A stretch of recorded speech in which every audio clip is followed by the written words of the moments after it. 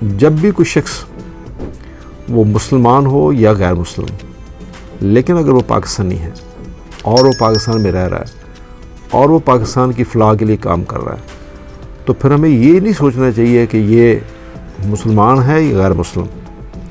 سب کے حقوق ہیں اور وہ سب کے حقوق اسلام نے بڑے واضح طور پہ بیان کیے گئے ہیں. السلام علیکم، میرا نام ہے شاہد ایوب، آپ دیکھ رہے ہیں لرننگ ٹو لیو.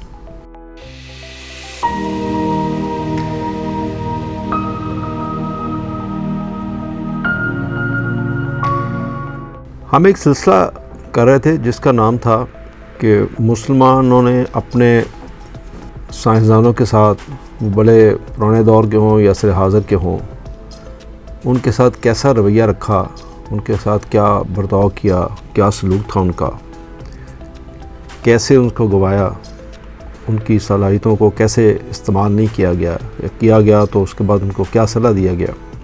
یہ چیز ہم ڈسکس کر رہے تھے، اور یہ چیز شروع ہوئی تھی ایک انٹرویو سے جو سہیل وڈائے صاحب نے ڈاکٹر قدیر صاحب کا کیا، کہ جب ان سے پوچھا گیا کہ آپ کا کوئی پچھتاوا، تو انہوں نے کہا کہ اس قوم کے لیے کام کرنے کا. اس چھوٹے سے سنٹینس سے جو انہوں نے ادا کیا، اس کو ہم ڈسکس کر رہے تھے کہ ہمارے سائنسدانوں نے جو پرانے تھے، ابو سینا یا حکیم سعید صاحب یا باقی سب لوگ، تو آج کی جو شخصیت ہے وہ تھوڑی کنٹروورشل ہے ان دی سینس کہ اگین جب میں وی لاگ کر رہا ہوں تو یہ یاد رکھیے کہ میرے کسی وی لاگ میں جو میرا بیسک اصول ہے بات کرنے کا، نہ تو میں مذہب کو ڈسکس کرتا ہوں اور نہ ہی پالیٹکس کو. ان دونوں چیزوں کو تھوڑا سا سائڈ پہ رکھ کے ہم جنرل ہیومینٹی کی بات کر رہے ہیں، ایک عام انسان کی بات کر رہے ہیں. اس اینگل سے آپ دیکھیے گا جو میں بات کر رہا ہوں. آپ یہ دیکھیے کہ جب کبھی آپ جہاز پہ سفر کرتے ہیں، میں ایک بڑی عام سی مثال دینے لگا ہوں، تو کبھی ایسا ہوا ہے کہ آپ جہاز پہ جب بیٹھے ہیں ایز اے پیسنجر، تو آپ چیک کریں کہ اس کا جو پائلٹ ہے وہ سنی ہے یا وہابی ہے یا مرزئی ہے یا ارائیں ہے یا شیعہ ہے، کس فرقے سے ہے، کون ہے، پاکستانی ہے، گورا ہے، کرسچن ہے. کبھی آپ یہ چیک نہیں کرتے. آپ کا مقصد کیا ہوتا ہے؟ آپ کا مقصد یہ ہے کہ وہ شخص جو اس جہاز کو فلائی کر رہا ہے وہ آپ کو پوائنٹ اے سے پوائنٹ بی بحفاظت آپ کو پہنچا دے. یہ ہے مین مقصد. اسی طرح جب ایز اے جرنل قوم کی بات ہوتی ہے، نیشن کی پوری، تو اس پوری قوم میں کرسچن بھی ہوں گے، مسلمان بھی ہوں گے، سنی بھی ہوں گے، وہابی بھی ہوں گے، شیعہ بھی ہوں گے، سب لوگ ہوں گے، اور وہ سب جس ملک کا بھی حصہ ہوں گے. اگر وہ پاکستانی ہیں تو وہ سارے کے سارے پاکستانی ہوں گے، ایرانی ہیں تو سارے ایرانی ہوں گے، اور اس قوم کا حصہ ہوں گے.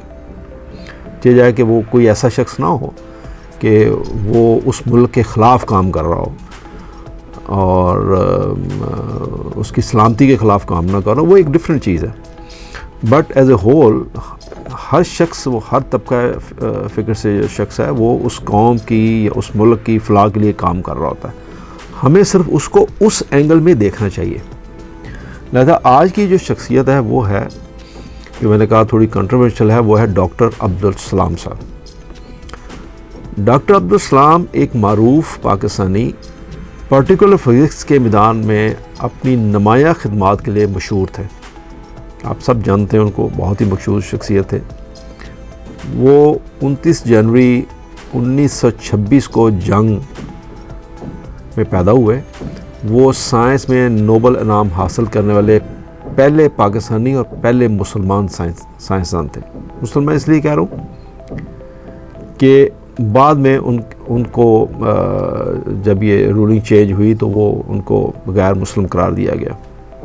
1979 میں انہیں دو اور سائنسدان تھے، جو ایک تھا شیلڈن گلاشو اور دوسرا تھا اسٹیون وینبرگ. یہ تین لوگ تھے جنہوں نے مل کے ایک الیکٹرو ویک یونیفیکیشن تھیوری پہ کام کیا، جس پر ان کو فزکس کے میدان میں نوبل انعام دیا گیا تینوں کو. ڈاکٹر عبدالسلام نے ابتدائی تعلیم غیر معمولی کامیابیوں سے عبارت ہے ان کی. جس کی وجہ سے انہوں نے کیمبرج یونیورسٹی میں تعلیم حاصل کی. وہ وہاں چلے گئے کیمبرج، اور پھر وہاں انہوں نے تھیوریٹیکل فزکس میں پی ایچ ڈی مکمل کی اپنی. وہاں پہ ان کا جو انہوں نے کام کیا، renormalization of quantum electrodynamics, ان کی جو کام تھا اس کی وجہ سے انہیں بین الاقوامی سطح پر ایک بڑی پہچان ملی. ڈاکٹر عبدالسلام نے اپنے پورے کیریئر کے دوران پاکستان اور عالمی سطح پر سائنسی تحقیق اور تعلیم کو فروغ دینے میں اہم کردار ادا کیا. وہ پاکستان کے space and upper atmosphere research, جس کو ہم سپارکو کہتے ہیں، اس مشن کے بانی ڈائریکٹر تھے، اور انہوں نے پاکستان میں تھیوریٹیکل فزکس کے ایک گروپ کی بنیاد رکھی. اپنے آبائی ملک کے لیے متعدد خدمات کے باوجود ڈاکٹر عبدالسلام کو اپنے احمدیہ مسلم عقیدے کی وجہ سے مذہبی ظلم و ستم کا سامنا کرنا پڑا. یہ کچھ لوگوں کا کہنا ہے. میں جانا کہ میں نے اس موضوع پہ میں زیادہ بات نہیں کروں گا، ہو سکتا ہے کچھ لوگ اختلاف کریں، جس کی وجہ سے آخر کار انہوں نے بنیادی طور پر پاکستان سے باہر کام کرنے کا فیصلہ کیا. کیونکہ جب ان کو غیر مسلم قرار دیا گیا تھا تو اس کے بعد وہ ہو سکتا ہے ان کو ظلم و ستم نہ بھی کیا گیا ہو، جو کہ بعض لوگ ایسے ہی، آپ کو پتہ ہے ایک بات شروع ہو جاتی ہے. تو بہرحال ان کا ایک فیصلہ تھا کہ میں اس ملک میں کام نہیں کروں گا. بٹ میرا خیال تھا کہ یہ ٹھیک ہے کہ ان کو غیر مسلم قرار دیا گیا، لیکن اگر حکومت چاہتی تو ان کو روکا جا سکتا تھا، بہتر ڈیل کیا جا سکتا تھا، تاکہ وہ ادھر پاکستان میں رہتے اور یہاں رہ کے کام کرتے. آخر ایسی کیا وجہ تھی کہ وہ چھوڑنے پر مجبور ہوئے؟ میرا صرف اتنا سا پوائنٹ. ڈاکٹر عبدالسلام، اب یوں کہیے کہ وہ ایک ڈیڈیکیٹڈ ایڈوکیٹ تھے. ان کم ترقی یافتہ علاقوں میں سائنس کی ترقی کے لیے جو کام انہوں نے کیا، انہوں نے ترقی پذیر ممالک کے سائنسدانوں کی مدد سے اٹلی میں ICTP کی بنیاد بھی رکھی. ان کی وراثت کو مختلف طریقوں سے سراہا جاتا رہا، بشمول امپیریل کالج لندن میں عبدالسلام لائبریری کا نام، جہاں انہوں نے فیکلٹی ممبر کی حصے سے اپنی خدمات انجام دی. یہ بھی ایک بہت بڑی بات. ڈاکٹر عبدالسلام کا کام دنیا بھر کے طبیعیات دانوں اور سائنسدانوں کی حوصلہ افزائی جاری رکھے ہوئے ہے.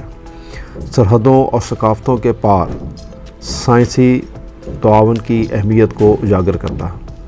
دیکھیے، سائنس کی تو کوئی باؤنڈری نہیں ہوتی، وہ کام جہاں بھی کر رہے ہوں، بٹ اس سے فرق ضرور پڑتا ہے کہ وہ کہاں رہ کے کس ملک کے لیے کام کر رہے ہیں. ڈاکٹر عبدالسلام نے بنیادی طور پر جو کہا جاتا ہے کہ پاکستان میں جب ان کو غیر مسلم قرار دیا گیا تو یہ بنیادی وجہ بنی اس کا پاکستان چھوڑنے کی، کیونکہ ان کا تعلق احمدیہ فرقے سے تھا یا کمیونٹی سے تھا.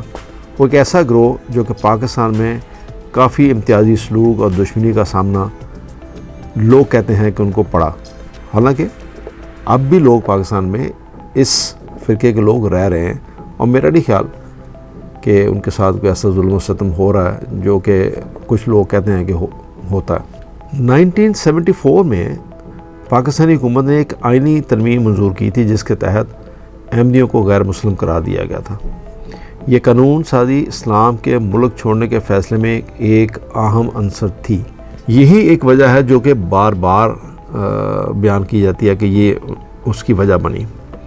ڈاکٹر عبدالسلام کو پہلے ہی مذہبی وابستگی کی وجہ سے اپنے تعلیمی اور پیشہ ورانہ کاموں میں بڑھتی ہوئی مشکلات کا سامنا کرنا پڑا تھا. یہ بھی کچھ لوگوں کا خیال ہے، بیکاز اگر ایسا ہوتا تو وہ پھر اس حد تک آگے کیسے بڑھ پڑتے.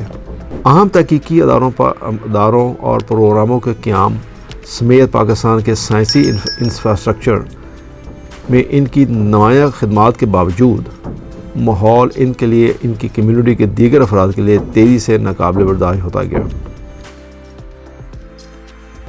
میرا خیال ہے کہ اگین میں ساتھ ساتھ آپ کو یہ بھی بتاتا جاؤں کہ چونکہ میں نے بھی ایک جاب کی ہے، تو میرا نہیں خیال ایسا تھا، کیونکہ میرے ساتھ بہت سے کولیگ اور بہت سے اور لوگ جن کو میں جانتا ہوں، ان کا تعلق اس کمیونٹی سے تھا، اور ایسی کوئی وجہ مجھے نظر نہیں آتی تھی. کہ ان کے ساتھ ایسا کوئی امتیازی سلوک کیا جا رہا ہے۔ احمدیوں کو غیر مسلم قرار دینے کا مطلب یہ تھا کہ اسلام کو عالمی سطح پر تسلیم کرنے اور نوبل انعام ملنے کے باوجود وہ اپنے ہی ملک میں پسماندہ تھے۔ اس کے نتیجے میں انہوں نے پاکستان میں اپنے سرکاری عہدوں سے استعفیٰ دے دیا اور بالآخر وہ برطانیہ منتقل ہو گئے، جہاں انہوں نے ترقی پذیر ممالک میں سائنس کے لیے اپنے تعلیمی کام اور وکالت جاری رکھی۔ ڈاکٹر عبدالسلام 21 نومبر 1996 کو آکسفورڈ انگلینڈ میں انتقال کر گئے۔ یہ بات صحیح ہے کہ جیسے میں نے پہلے بھی کہا کہ یہ بات صحیح ہے کہ ان کو غیر مسلم قرار دیا گیا، بٹ اس لیول کی شخصیت کو اگر گورنمنٹ چاہتی یا کوشش کرتی تو ان کو اس بات پہ قائل کیا جا سکتا تھا کہ وہ پاکستان میں رہ کے کام کرتے۔ ایسے حالات پیدا نہیں ہونے چاہیے تھے کہ وہ پاکستان چھوڑ جاتے۔ ان کی وفات سائنسی برادری کے لیے ایک بڑا نقصان تھا، کیونکہ وہ نہ صرف نوبل انعام یافتہ تھے بلکہ ترقی پذیر دنیا میں سائنس کے ایک ڈیڈیکیٹڈ پروموٹر بھی تھے۔ ڈاکٹر عبدالسلام کی تھیوریٹیکل فزکس میں خدمات، خاص طور پر الیکٹروویک یونیفیکیشن تھیوری پر ان کے کام نے ایک دیر پا وراثت چھوڑی ہے۔ میں بھی کچھ لوگوں کا خیال ہو سکتا ہے کہ وہ اگر باہر چلے گئے تو پاکستان کو کوئی خاص نقصان نہیں ہوا، کیونکہ کچھ لوگوں کے نزدیک ان کو غیر مسلم قرار دینا زیادہ ضروری تھا، بھلے وہ اس سے کتنا بھی نقصان کیوں نہ ہو۔ کچھ لوگوں کے نزدیک یہ تھا کہ ان کو یہاں رہنا اس گورنمنٹ کی ذمہ داری تھی کہ ان کے لیے وہ ماحول پیدا کیا جاتا کہ وہ لوگ بھلے کس فرقے سے بھی تعلق کیوں نہ رکھتے ہوں، اگر وہ پاکستانی ہیں تو وہ پاکستان میں رہ کے کام کر سکیں۔ ان کو ایسے مواقع ملنے چاہیے اور ایسا ماحول ہو کہ وہ بلا خوف پاکستان میں رہ کے اس ملک کے لیے کام کر سکیں۔ میرا مقصد صرف اتنا ہی ہے، اسی حد تک ہے کہ ہمیں یہ چاہیے، یہ ساری بات کرنے کا مقصد یہ ہے کہ ہمیں یہ چاہیے، یعنی ہمیں سے مراد گورنمنٹ کو، ایون پبلک کو بھی، کہ جب بھی کوئی شخص وہ مسلمان ہو یا غیر مسلم، لیکن اگر وہ پاکستانی ہے اور وہ پاکستان میں رہ رہا ہے اور وہ پاکستان کی فلاح کے لیے کام کر رہا ہے، تو پھر ہمیں یہ نہیں سوچنا چاہیے کہ یہ مسلمان ہے یا غیر مسلم۔ سب کے حقوق ہیں اور وہ سب کے حقوق اسلام نے بڑے واضح طور پہ بیان کیے گئے ہیں۔ اگر ہم صرف یہ سوچیں کہ یہ غیر مسلم ہے تو اس کا کوئی حق نہیں ہے، اس کو مار دیا جائے اور اس سے کام لینے کی کوئی ہمیں ضرورت نہیں ہے، تو یہ سوچ تھوڑی سی غلط ہے۔ اس سارے ویلاو کا مقصد صرف یہ تھا۔ تو ہم نے ایک اور اچھا سائنسدان صرف اس لیے گوا دیا، وہ اس لیے یہاں سے چلا گیا کہ اس کے فرقے کو غیر مسلم قرار دیا گیا تھا۔ توجہ کے لیے شکریہ۔ اللہ حافظ۔